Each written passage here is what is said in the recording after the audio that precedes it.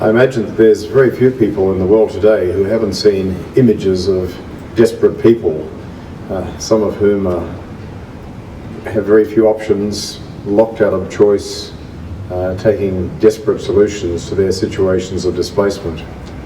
We've seen the people who've been leaving by boat from Bangladesh and northern part of Myanmar, large numbers of people, it seems, in the hands of people smugglers. We know the plight of people in the Middle East, the enormous number of displaced people from Syria and Iraq who are trying to flee situations of poverty, political dislocation, civil war. Causes are many, but we know there are many people on the move in the war today. Our public responses seem quickly to reach a position of exclusion, putting barriers up.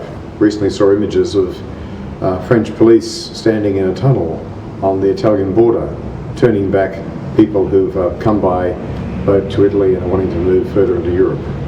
And we know in our own country that there's a vast amount of public support, it seems, for the policies of excluding people from coming to this country except through our refugee quota or through our immigration system.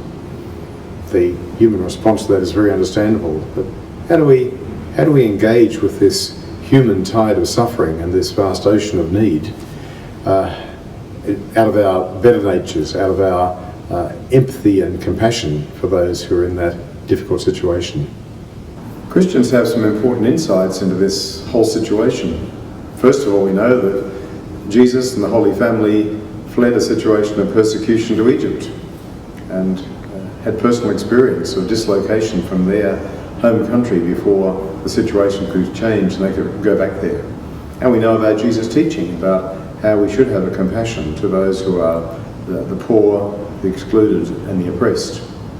And the third point is, of course, that many Christians are part of this people movement, especially in the Middle East, where no space has been found for them in the rapid changes of the development of some extremism that's wanted to exclude them from societies that they've been part of for thousands of years.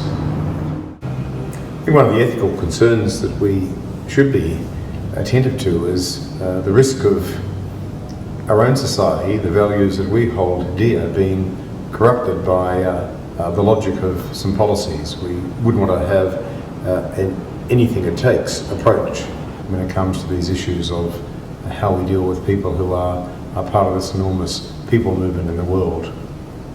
It will be difficult for people. It's understandable that governments are concerned about the sovereignty of borders, but it's also very important that we have those principles that we hold dear about our democracy of transparency and accountability in how we manage these complex issues.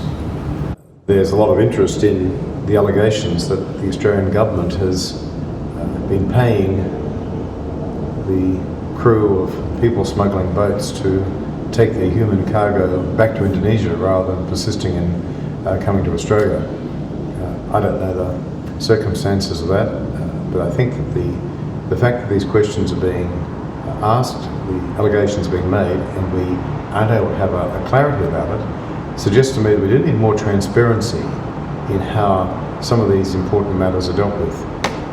Because obviously there'd be an absurdity that if we were actually using resources to prosper the trade of people who are people smugglers.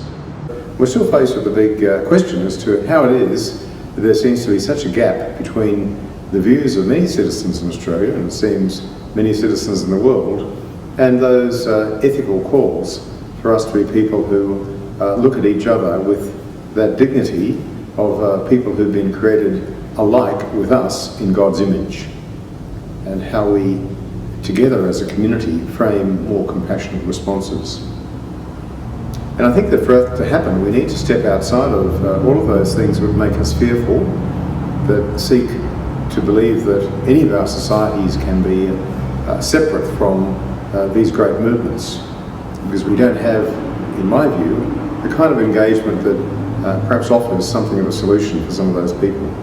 But I think that in our Australian context, there's more we can do. We have, over the last couple of years, reduced our refugee intake. I think there's ample scope for us to increase that intake in a responsible way that means that we can give proper support, trauma counselling, relocation services to the people we open this community to, and there are certainly many people in the world for whom Australia would be a place that they would be very proud to invest their energy and their families' future hopes in being citizens of our country. So if you have some ideas about how this complex situation, how we bring together the thoughts of our heads and the compassion of our heart to a better solution than we seem to be able to find at the moment, please let me know. I'd be happy you contacted me at anglicanprimate.org.au or on Facebook or Twitter. You can follow the links there, and I'll be glad to hear your understanding of what's the kind of policy development that we might be in a position to bring greater agreement about in our country today. Thanks for your interest, your concern and your prayers.